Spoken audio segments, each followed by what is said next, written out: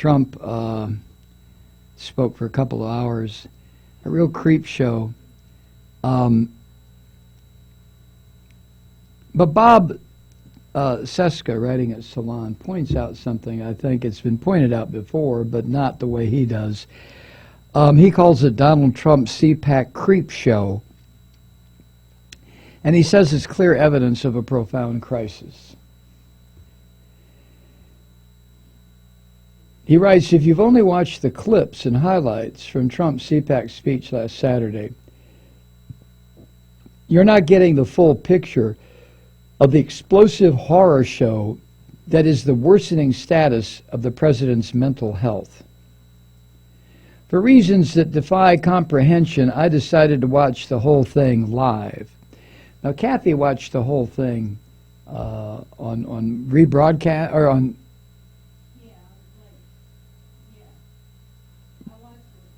On where did you find it? YouTube, right. She watched the whole thing, too. At the outset, Jessica writes, I tweeted that given the Michael Cohen testimony in the immediate rearview mirror, Trump's CPAC speech was going to be, quote, next level crazy. In hindsight, I feel like I lowballed it. Before we continue, Jessica writes, I'd like to emphasize I'm not a mental health professional, nor am I an expert in the pharmacological effects of cognitive enhancers like Adderall or Provigil to make a judgment call on the specifics of what's wrong with Trump. However, I can say with confidence that something's extraordinarily wrong with him, and it's only getting more dangerous for the nation and by extension for the world as time advances. Now, I'm just going to quote directly from this. At CPAC, Trump ricocheted from his prepared teleprompter remarks into what can only be described as a herky-jerky stream-of-conscious creep show, a Willy Wonka ride into the dark, twisted world of Trump's increasingly haunted and scattered brain.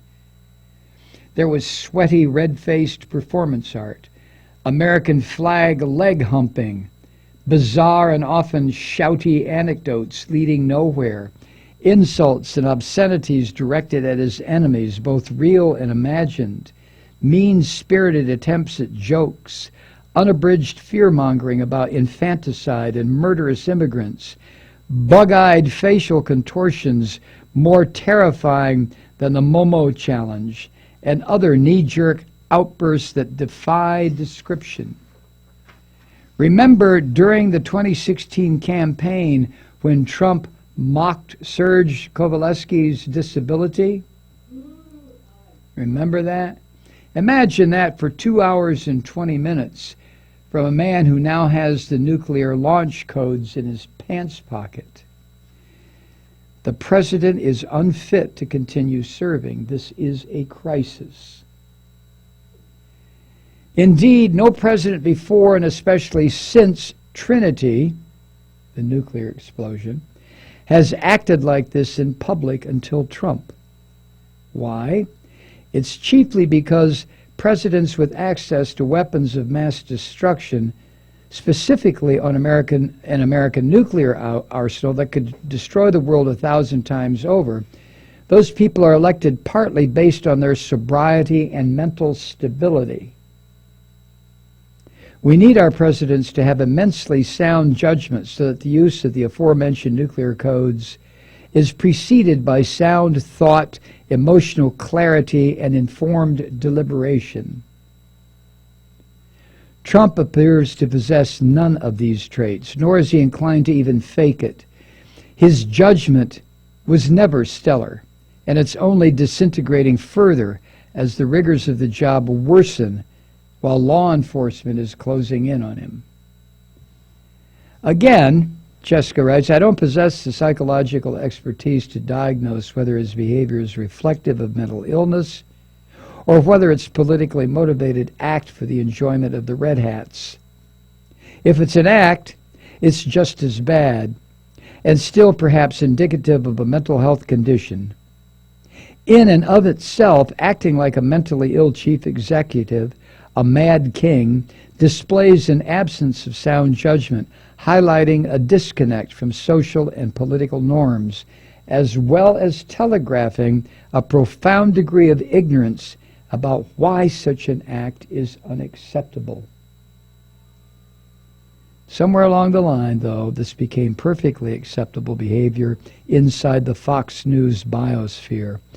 At some point, Fox News disciples were successfully conditioned to abandon reverence for presidential decency and decorum in favor of whatever the hell that was at CPAC. If I were to quiz Fox News viewers about Trump's unspooled madness at CPAC, I'd ask them in particular whether they'd ever accept this kind of behavior from their doctor, their kids' teachers, or their own bosses at work. Whether they'd accept it from a member of the clergy or the bus driver who picks up their children for school every day. The honest response would have to be, no way. That is, unless it's okay for our doctors mid-prostate exam to snap off a bunch of insulting impressions of the nursing staff, followed by paranoid threats about Hollywood types and racist blurts about competing physicians. As indoctrinated into the Fox News cult as they are, I don't believe they'd be okay with that. And if it's unacceptable conduct for their doctors and teachers, why on earth is it acceptable for a world leader cloaked in immense power and backed by the most powerful military in the history of civilization? Baby boomer Trump voters in particular, the men and women who taught my generation, Gen X, about how to properly behave in public, how to recognize and surround ourselves with people of strong character, modesty, and goodwill, the ideals of contrition, sportsmanship, expertise, rationality, and reason. They don't seem to hold their current president to any of those standards. Indeed, they expect Trump to reject all those values in order to own the liberals, among other ridiculously infantile justifications.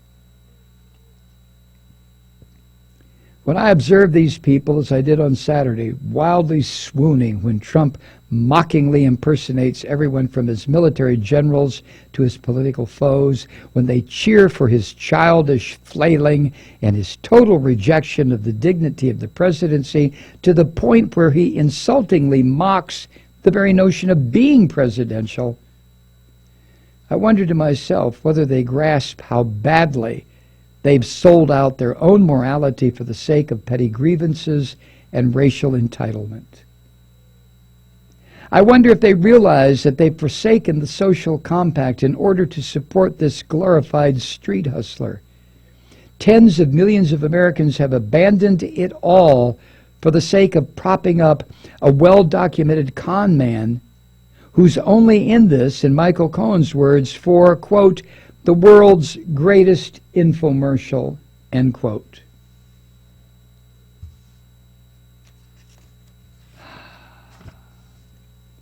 The normalization of Trump's unpredictable, spasmodic presidency, as well as the fact that so many of us don't have the stomach to tolerate 2+ hours of watching him, are perhaps the only reasons why more Americans aren't gathered as we speak, devising how best to legally remove him from office. For what it's worth, I propose here and now that this conversation must begin in earnest. Trump's obvious mental instability and emotionally erratic behavior has reached a harrowing new depth. They need to be addressed by our political leadership with the same urgency as the myriad investigations into his crimes. This has to begin now, before it's too late. He will clearly do and say whatever it takes to secure his status, and it's the presidency alone that's keeping him out of federal prison. He's at least competent enough to understand this, and he might be crazy enough to do anything to avoid accountability. We are in new territory. There is no roadmap. And what we do now would determine whether Trump is the last Trump or possibly the first of many Trumps along the not-so-lengthy journey into a permanent form of lunatic authoritarianism.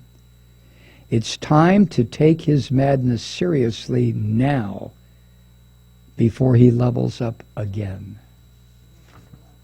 I have to reflect back on, after reading that piece by Bob Cheska, at Salon, I have to reflect back on what I said at the beginning of this particular podcast about reading the essay in last Sunday's perspective section of the Times by the head of the American Enterprise Institute about how it's time to tamp things down, that we screamers shouldn't be screaming.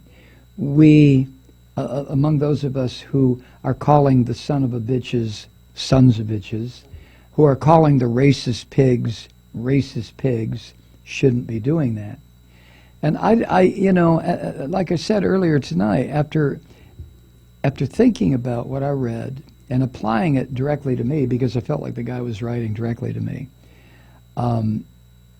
I came to the conclusion that as long as I'm doing this podcast, there's no way in hell that I could ever back down from the hysteric, screaming, name-calling, sons of bitches, rotten bastards that I have found myself, where I found myself a home.